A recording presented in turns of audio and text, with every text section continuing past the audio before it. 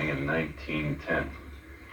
Briefly, it was a world conquest plan that the Central Powers had developed to take over every nation, one after the other, until they finally ran a single dictatorship world.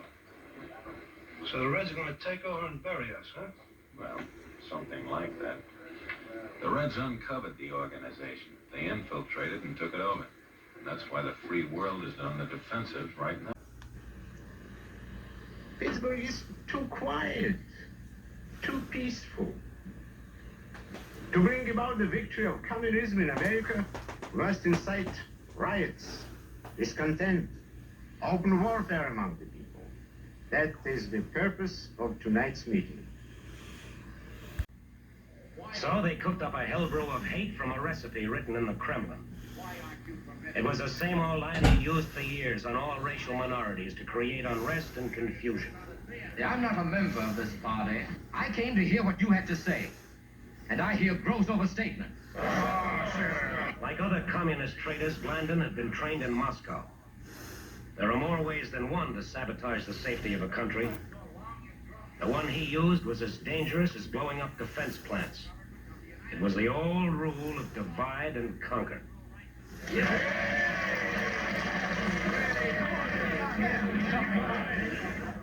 A very enjoyable evening. Go. Great idea, John. All right, man. Now Clyde Garson's got good news for you. Comrades, I want to prepare you for the fact that any day the North Koreans may cross the 38th parallel and invade South Korea. The first step in our march to victory. When that happens, we put on a new front. We won't talk like communists then. We'll be worried citizens. Worried about the administration. Finding fault with our military leaders. Whispering in every ear about the terrible power of the Soviet. Spreading doubt, fear, defeatism. That'll be our job, comrades. To soften up the people. Demoralize them. Weaken the will of America to fight. Then when Comrade Stalin calls the play, the panic of the American people will mean power and glory for us all.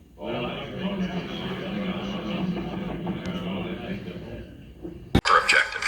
The takeover of Well, America. that's no good. And then the world itself, by any means necessary, however violent, or cruel, or efficient. By severe drought, brought on by weather wars, conducted secretly using aerial contaminants and high-altitude electromagnetic waves. In a state of perpetual war. To create problem, reaction, solution scenarios to distract, enrage, and enslave American citizens at home. With tools like the Patriot Act and the National Defense Authorization Act, which abridge the Constitution in the name of national security. The militarization of police forces in cities across the U.S., the building of prison camps by the Federal Emergency Management Agency with no stated purpose. The corporate takeover of food and agriculture, pharmaceuticals and healthcare, even the military in clandestine agendas to fatten, dull, sicken, and control a populace already consumed by consumerism. And I encourage you all to go shopping more. A government that taps your phone, collects your data, and monitors your whereabouts with impunity. A government preparing to use that data against you when it strikes. And the final takeover begins. The takeover of America. By a well-oiled and well-armed multinational group of elites that will cull, kill, and subjugate. Happening as we sit here. It's happening all around us. The other shoe waiting to drop. It'll probably start on a Friday. The banks will announce a security action necessitating their computers to go offline all weekend. Digital money will disappear. They can just steal your money? Followed by the detonation of strategic electromagnetic pulse bombs to knock out major grids. What will seem like an attack on America by terrorists or Russia. An invasion of the U.S. The Russians tried it in 47. No, has a piece of DNA in your genome, put there without your knowing it. Put there by whom? Well, that's the question of the day. This is an internet lunatic. You're not saying you believe it. Hold on, Agent Einstein. You're talking to a scientist. Forgive me, Assistant Director. It may sound insensitive, but the suggestion is pure science fiction. What I'm saying, Agent Einstein, is that the facts, as I understand them, cannot be discounted out of hand. No one has the right or the ability to tamper with your DNA. Unless we gave them that ability. You say they're tampering with our DNA, that they're able to shut down our immune systems by the addition of something to our DNA. Yes, but I don't know how exactly.